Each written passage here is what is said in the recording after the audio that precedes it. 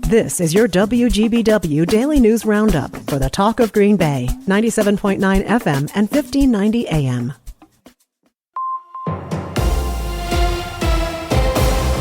Civic Media News. I'm Terry Bell. Here's what Wisconsin needs to know. Wisconsin has a new missing child alert system. The Purple Alert system is meant to fill gaps in the Amber Alert system. The Prince Act that Governor Evers signed yesterday expanded the definition of a person at risk to include children. The Prince Act is named after 5-year-old Prince McCree, who was killed in Milwaukee last year.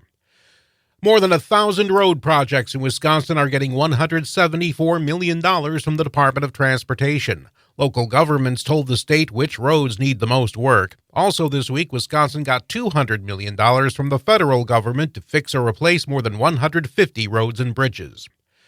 Wisconsin ranks near the bottom of the nation when it comes to state investment in four-year education. Universities of Wisconsin President Jay Rothman says that's a surefire way to lose top talent. I know enough about having managed highly talented people. Don't pay them, they will find someplace else to work. Rothman testified yesterday to a study committee which will spend the next several months looking into the UW system's problems and how to possibly solve them. Kamala Harris may be changing presidential campaigns in more ways than one. She's gained a lot of support from Democrats in a very short time. Hamline University political scientist David Schultz. And if she were to win, this changes the strategy where people might say, well, gosh, I don't have to declare 2 years in advance and go through all those battles. Voters tell pollsters they want shorter campaigns, but Schultz says that's easier said than done.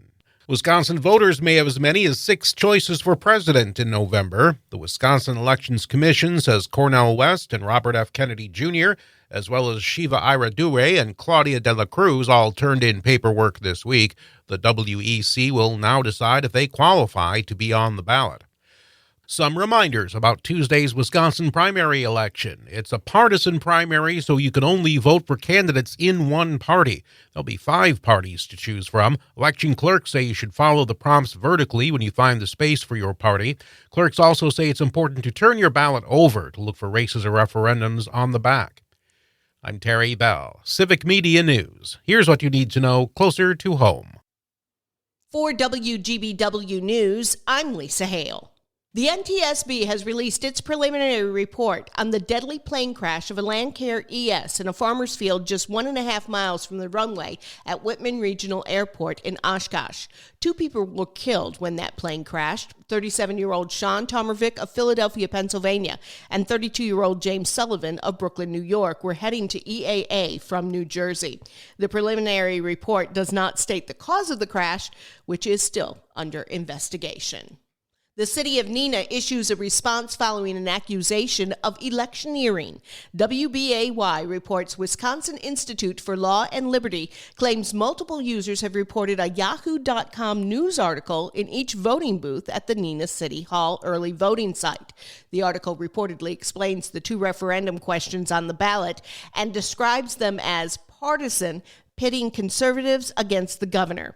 Neenah's city attorney said the subject material was immediately removed and will not be permitted to be reposted. After 11 months, Frontier Airlines is discontinuing its service from Green Bay's Austin Straubel International Airport to Denver. The last flight from Green Bay to Denver will be August 12th. Frontier Airlines has seasonal flights available from Green Bay to Fort Lauderdale, Orlando, and Tampa in the winter and spring months only.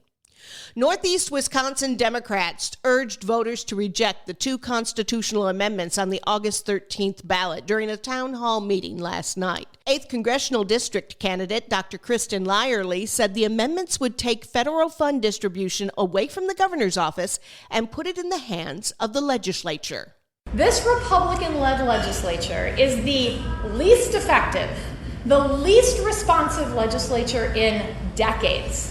And they want the reins in the case of an emergency when decisions for the benefit of the people of Wisconsin need to be made quickly and efficiently? No. Lyerly pointed to the legislature's delay in distributing PFAS cleanup funds as an example of her point. You can help search for aquatic invasive species around the state Saturday. The Snapshot Day is a statewide effort to protect Wisconsin's streams, lakes, and wetlands by monitoring designated sites for invasive plants and animals. You register online today. All ages are welcome, but the event is recommended for ages 8 and up. An adult must accompany all minors. And that's what you need to know. I'm Lisa Hale, WGBW News. The Brewers come home. Hi, I'm Mike Clemens with sports. The Brewers back in action tonight in Milwaukee against the Cincinnati Reds. The Crew coming off a 3-game sweep of the Braves, beating them 16-7 yesterday in Atlanta. 20 hits, 6 home runs in just the first 5 innings, 2 from rookie Jackson Chourio. Manager Pat Murphy. Yeah, I couldn't be happier for Jack. I mean, he's just coming into his own, you know what I mean, and letting his talent play and not dwelling on the failures and bouncing back after that. So really pleased with him. NFL, the Packers head to Cleveland to play the Browns in their first preseason game. Kickoff tomorrow afternoon at 3:25. 6'6" Roger Stona got a tryout as a defensive end in the Packers rookie minicamp this spring. Last night during the Olympics, Stona won a gold medal for Jamaica by throwing the discus 70 meters, setting a new world record. I'm speechless, to be honest. Just enjoying the moment. I'm in good shape right now. All I just needed was get a good release, find that angle. I mean, it was great. Nothing to lose. That's Roger Stona with Sports. I'm Mike Clemens. On your entertainment beat, I'm Pete Schwaba. Stranger Things relies a lot on CGI and special effects. Take away those elements of the show, and what do you have? A new Broadway version. Stranger Things: The First Shadow is a prequel for the show and headed to America. The story is set 25 years before the TV version begins. The show opened in London in 2023 and has been a big success, winning an Olivier Award for Best New Play. The First Shadow will open in New York next spring. Not sure if you've heard the news, but it's all ball bearings nowadays. Also, there will not be another Fletch film. Greg Mottola, director of 2022's Fletch reboot Confess Fletch, that starred John Hamm, says there was a sequel in the works, but it will not go forward. The director says the change of direction on the project is due to new leadership at Miramax. Mottola, who also directed Superbad, says the Fletch curse got him. For what it's worth, I charged this entire beat to the Underhill's credit card. 3 Taylor Swift shows were canceled due to a terrorist attack threat. The Associated Press reports that authorities in Vienna, Austria apprehended 2 men, one of them the 19-year-old ringleader. The canceled shows were for August 8th, 9th, and 10th, and those with tickets will get a full refund.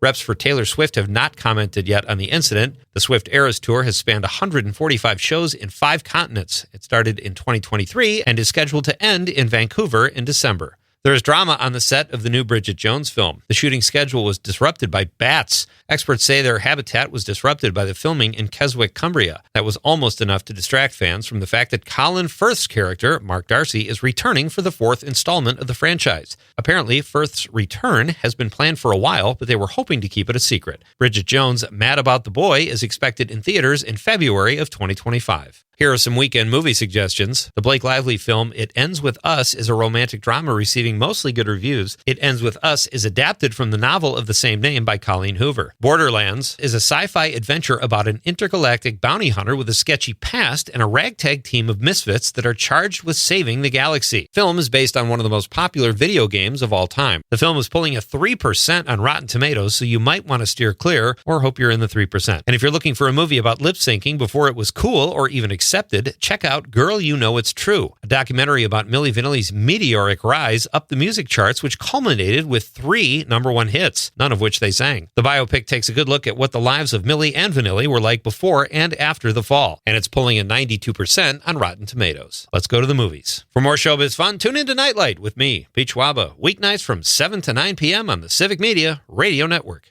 It is going to be partly cloudy today and a little breezy. We'll get to around 70 for a high. The wind northwest at around 10 to 20. Tonight, mostly clear. We'll drop to 50 for an overnight low. Tomorrow, sunshine, high in the low to mid 70s on Sunday. Sunny with a high in the mid to upper 70s. I'm meteorologist Sean Cable. Current temp 62.